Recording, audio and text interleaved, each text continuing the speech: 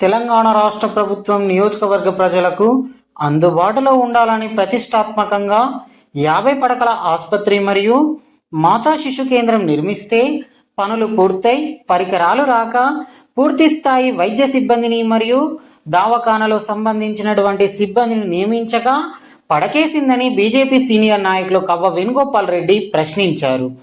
మంత్రి పొన్నం ప్రభాకర్ చొరవ తీసుకొని 50 పడకల ఆసుపత్రి మరియు మాతా శిశు కేంద్రం వైద్య సిబ్బందిని నియమించాలని కోరుతున్నట్లు తెలిపారు.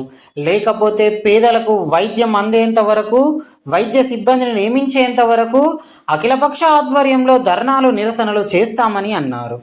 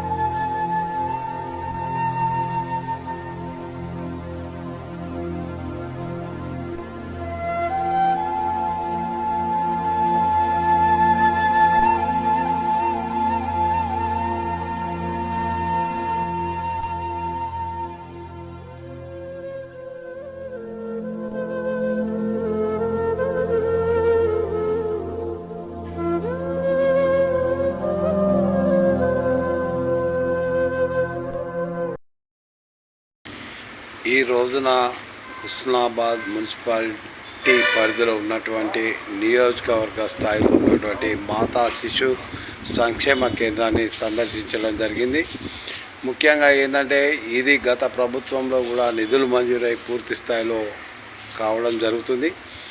ఇప్పటి ప్రభుత్వం దాన్ని ముందుకు తీసుకుపోయి దీన్ని పూర్తిగా కంప్లీట్ చేసేందుకు కూడా మన మంత్రివర్యులు పొన్నం ప్రభాకర్ గారు చొరవ తీసుకున్నట్టు తెలిసింది తప్పితే కానీ అతని యొక్క పరిస్థితి చూస్తుంటే వారు పూర్తి చేసినారా లేదా అని తెలియదు. గత 9 నెలలు అయిపోయింది ఈ ఏదో ఒక అయితే కాంగ్రెస్ ప్రభుత్వం ఏర్పడి, కానీ హుస్నాబాద్ పేద ప్రజలు, మధ్యతరగతి ప్రజలు ఏదైతే ప్రభుత్వ ఆసుపత్రి మీద ఏదైతే ఆధారపడి ఉంటారో ఆ ప్రభుత్వ ఆసుపత్రి అనేది అందరినీ ద్రాక్షలాగానే మారిపోయింది. దాదాపు 100 గ్రామాల కూడల్లో ఉన్నటువంటి హుస్నాబాదు ఇప్పటి వరకు కూడా మాతా శిశు సంక్షేమ కేంద్రం ప్రారంభించాలంటే ఇది మంత్రి వైఫల్యం అని కూడా చెప్పవలసిన అవసరం ఉంది.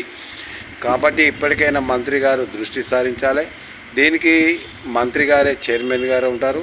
ఆ చైర్మన్ గారు అనే వాళ్ళు ఏదైతే సమీక్ష చేసి పూర్తి స్థాయిలో పేదలకు ఏదైతే న్యాయం చేయాలని, పేదలకు అందుబాటులో విధంగా మాతా శిశు సంక్షేమ కేంద్రాన్ని ఏర్పాటు చేయాలని భారతీయ కిసాన్ సంఘ్ జిల్లా ఉపాధ్యక్షునిగా కవ్వ వేణుగోపాల్ రెడ్డి డిమాండ్ చేయడం జరుగుతుంది.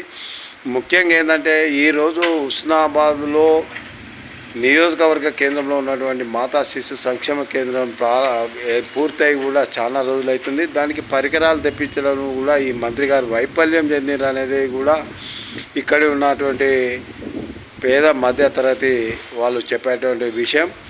కాబట్టి ఇప్పటికైనా మంత్రి గారు వచ్చిపోవడం కాదు, పూర్తి స్థాయిలో అధికారులను కానీ పూర్తి స్థాయిలో డాక్టర్లను, సిబ్బందిని నియమించి పేద ప్రజల మీద చిత్తశుద్ధి ఉంటే పేద ప్రజలకు పూర్తి స్థాయిలో న్యాయం చేయాలని కూడా మేము కోరడం జరుగుతుంది.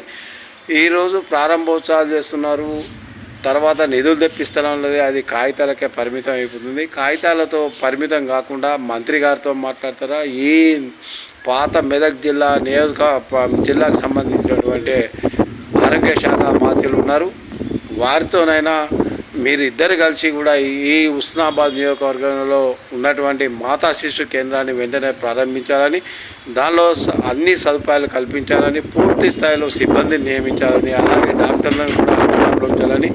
గత 50 పడకల ఆసుపత్రి ప్రారంభించారు, గత ప్రభుత్వంలో పడకేసింది. ఈ ప్రభుత్వంలో మంత్రి గారైన తర్వాత చాలామంది ఆశపడ్డారు, కానీ ఇప్పటి వరకు కూడా మంత్రి గారి మాటలు నీటి మూటలు అయిపోతున్నాయి. కానీ మంత్రి గారు పట్టించుకుంటున్నారా పట్టించుకుంటలేరా అనేది తెలియనటువంటి పరిస్థితి ఉంది. మంత్రి గారు ఇప్పటికైనా 50 పడకల్లో పూర్తి స్థాయి సిబ్బంది నియమించాలి, పూర్తి స్థాయి వైద్యాధికారులను నియమించాలి. ఎందుకంటే ఇది 100 గ్రామాల్లో ఉన్నటువంటి కూడలి. 100 గ్రామాల్లో చాలామంది ఎస్సీ, ఎస్టీ, బీసీలు ఎక్కువ ఉన్నటువంటి ప్రాంతం. ఇది వెనుకబడిన ప్రాంతం, అది ఆయనకు కూడా తెలుసు. గతంలో పార్లమెంట్ సభ్యులు వేశారు.